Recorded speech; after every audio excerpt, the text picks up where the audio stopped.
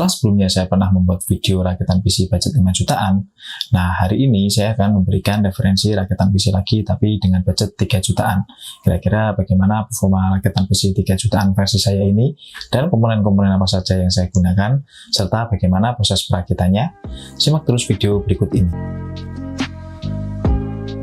Komponen pertama yang saya gunakan yaitu di motherboard. Motherboard saya menggunakan motherboard keluaran ECS dengan seri Duraton 2 H110M4C2H.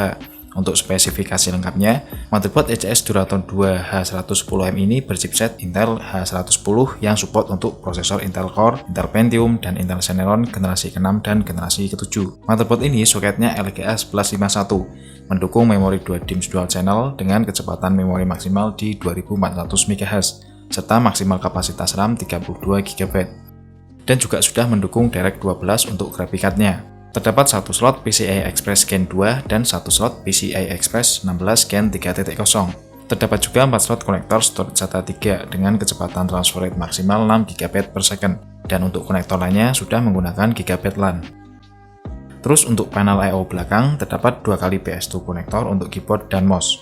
Terdapat juga 1 kali audio port untuk line out, line in, dan mic in, serta 1 kali RJ45 port. Untuk graphics out terdapat 1 kali HDMI port dan 1 kali VGA port. Dan untuk konektor transfer data terdapat 2 kali USB 3.0 Gen 1 dan 2 kali USB 2.0. Untuk form factor, motherboard ini termasuk motherboard micro ITX walaupun sekilas mirip motherboard mini ITX, karena motherboard ini lebih panjang sedikit dari motherboard mini ITX pada umumnya. Motherboard ini saya beli second dengan kelengkapan lumayan lengkap karena masih terdapat dusbook, back panel, CD driver, manual book, dan kartu garansi. Komponen kedua yang saya gunakan adalah prosesor. Prosesor saya menggunakan Intel Core i3 6100 yang mempunyai maksimum clock 3,7 GHz serta mempunyai 2 core dan 4 thread. Untuk TDP wattnya 51 watt dan maksimal 65 watt. Prosesor ini saya beli second dalam kondisi tray tanpa heatsink fan. Komponen selanjutnya untuk graphic card saya menggunakan Asus Expedition GTX 1050 2GB 128-bit DDR5 non-power pin. Untuk spesifikasinya, graphic card ini mempunyai dual fan berukuran 87 mm, menggunakan dual ball bearing fan yang mampu membuat fan 2 kali lebih lama durability-nya. Dan juga terdapat fitur Zero dB Fan Silent Gaming, di mana fan-nya ini akan berputar kalau suhu di atas 50 derajat, sehingga membantu mengurangi kebisingan PC kita. Mempunyai konektor HDMI port, DVI port, dan DisplayPort 1.4. CUDA core dari Asus GTX 1050 ini berjumlah 640. Mempunyai GPU clock 1379 MHz dan bus clock 1493 MHz serta memory clock 1752 MHz. Asus Expedition GTX 1050 ini bisa di-overclock secara manual dan dengan software. Kalau kalian tidak begitu memahami overclock graphic card, kalian bisa menggunakan software Asus GPU Tweak bawaan dari Asus sendiri. Di software ini kita dipermudah untuk meningkatkan performa graphic card hanya dengan memilih mode-mode yang disediakan. Terdapat 3 mode utama di software ini, yaitu OC mode, gaming mode, dan silent mode. Untuk kalian yang sedang berencana merakit PC untuk editing di Adobe Premiere Pro, saya sarankan untuk graphic card-nya minimal pakai GTX 1050 atau 1050 Ti. Di samping CUDA core dari graphic card Nvidia itu sendiri yang sangat membantu di Adobe Premiere saat preview di timeline dan rendering, kedua graphic card ini adalah graphic card terendah yang masih disupport Nvidia untuk driver studio atau driver khusus editing. Kalian bisa cek sendiri di website resmi Nvidia untuk list graphic card apa saja yang support untuk driver studio ini. Graphic card ini saya beli second dengan kelengkapan full set, karena masih terdapat dusbook, CD driver, dan manual booknya. Untuk kondisi fisiknya masih mulus, hanya terdapat debu-debu halus di bawah dan di samping fan saja. Serta segel garansi juga masih utuh, yang menandakan kalau graphic card ini belum pernah diservis atau diganti thermal paste-nya. Komponen selanjutnya untuk RAM, saya menggunakan RAM dari Avaxir, serinya yaitu Core 2 RGB. Untuk spesifikasinya, RAM ini merupakan RAM DDR4 berkecepatan 2666 MHz dengan CL15 dan timing 15, 17, 17, 37, dan merupakan RAM dengan frekuensi sedang tapi dengan timing yang lumayan cukup ketat, sehingga performa juga menurut saya terbilang lumayan. RAM ini memiliki LED RGB warna-warni yang bisa disinkronkan dengan fitur Aura Sync dari motherboard Asus. Dan pengaturan LED RGB ini bisa diatur dengan software bawaan Avaxir, yaitu Spectrum. Di software Spectrum ini terdapat 12 mode pengaturan untuk lampu RGB-nya, dan kesemuanya bisa disesuaikan dengan keinginan kita atau juga bisa disesuaikan dengan tema PC kita. Spesifikasi lain, RAM Avexir Core 2 RGB ini memiliki head splitter berbahan logam yang akan sangat membantu mendinginkan RAM saat digunakan dalam kondisi intens, misalnya menjalankan game berat atau rendering video. Jadi dengan adanya head splitter seperti ini akan sangat membantu dan mengoptimalkan kinerja RAM tersebut. RAM Avexir ini saya beli second dengan kondisi full set dan masih tersegel garansi resmi dari salah satu distributor di Indonesia. Selanjutnya untuk pendingin prosesor, saya masih menggunakan HSF di rakitan PC saya sebelumnya. HSF ini keluaran Amatec dan serinya Phantom. HSF ini masih saya gunakan karena kualitas dan performa HSF ini masih sangat bagus. Bahannya terbuat dari silver dan menurut saya kualitasnya mirip dengan HSF bermerek mahal seperti Sigte atau Cooler Master. Saat dipasang di rakitan PC di video kali ini, suhu idle dari i3 6100 stabil di 33 derajat dan saat tes stres CPU ringan dengan CPU Z, suhu loadnya di 54 derajat Celcius. Dan di sini saya menggunakan thermal paste murah 20 ribuan. Juga bentuk dari Amatec Phantom ini bentuknya unik lain daripada HSF yang lain. Untuk penyimpanan operating system dan file, saya menggunakan SSD SATA 3 berukuran 2,5 inch dari Cleve yang serinya Neo N400. Untuk spesifikasinya, SSD Cleve Neo N400 ini berkapasitas 240 GB dan maksimum rate-nya untuk ukuran 240 GB ini kalau saya baca di website resminya adalah 500 Mbps. Tetapi sebelumnya saya pernah membuat video review SSD ini dan mengetes read dan write-nya, dan saya mendapatkan untuk read-nya itu di atas 500 Mbps. Kalau kalian penasaran dengan video reviewnya, kalian bisa klik link di pojok kanan atas atau di deskripsi video ini.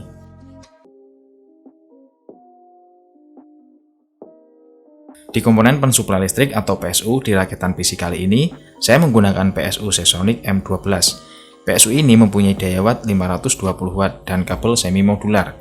Untuk kabel konektornya terdapat 1x24 pin power, 1x8 pin power, 6x15 pin SATA power, 2x4 pin mini tower, 1x6 pin PCI Express, dan 1x8 pin PCI Express power. PSU ini sudah mendapatkan sertifikasi 80 plus bronze. Pada kondisi load sebesar 20%, 50%, dan 100%, PSU ini diklaim memiliki efisiensi berturut-turut sebesar 82%, 85%, dan 82%. Artinya secara kesimpulan, PSU ini mampu memberikan efisiensi penggunaan listrik yang lebih baik, sehingga bisa menjaga komponen bertahan lebih lama.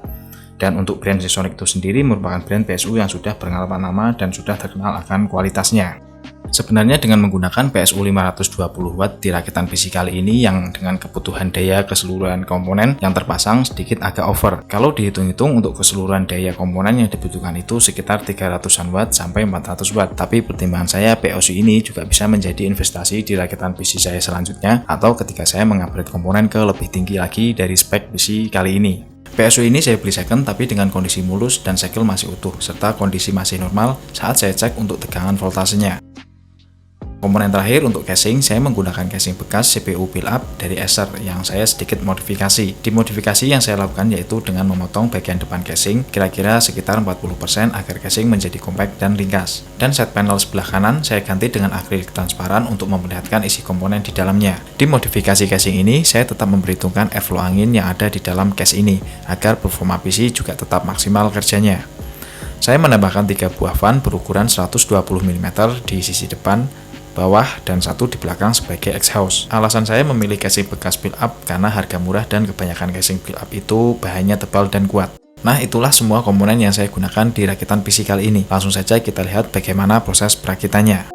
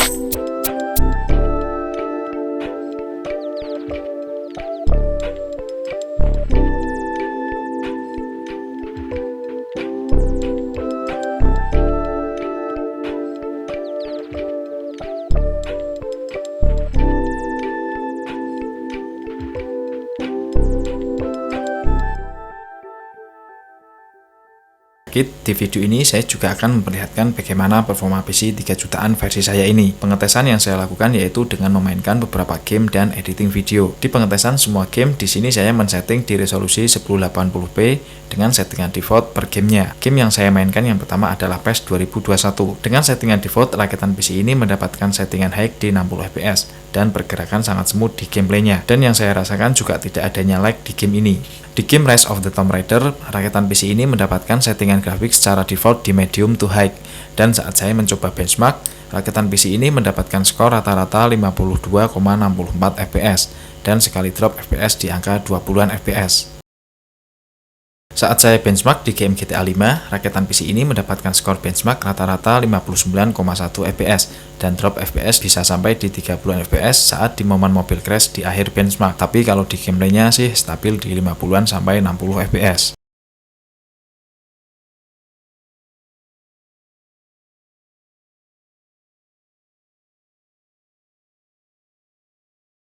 Di game Death Stranding dengan settingan default, rakitan PC ini mendapatkan settingan low dan FPS yang berjalan di angka 40-an untuk drop FPS dan rata-rata di atas 50 FPS dan sesekali menyentuh 70-an FPS. Saat saya setting di medium, FPS rata-rata juga mirip-mirip seperti saat di setting di low.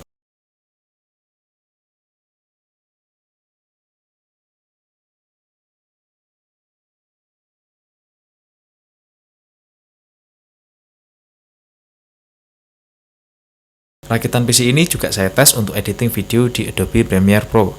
Versi Adobe Premiere Pro yang saya coba di Adobe Premiere Pro CC 2020. Dan contoh video yang saya edit adalah video tentang rakitan PC budget 3 jutaan ini. Untuk masing-masing footage video yang saya gunakan di resolusi 3840x2160 atau 4K di 30 fps dengan bitrate rata-rata di 40-an sampai 50-an bitrate. Saat video di timeline sama sekali tidak terlihat garis merah atau video tidak perlu dirender terlebih dahulu. Cuman sesekali kadang ada lag atau patah-patah saat play video dari titik awal, dikarenakan keterbatasan RAM di rakitan PC ini. Tapi saya mensiasatinya dengan cara sesering mungkin menghapus cache di menu pengaturan preference dan sesering mungkin menyimpan project setelah mengeditnya. Nah, ini juga sedikit tips buat kalian kalau mengedit video di Adobe Premiere apabila mengedit project di PC dengan spek minim seperti ini.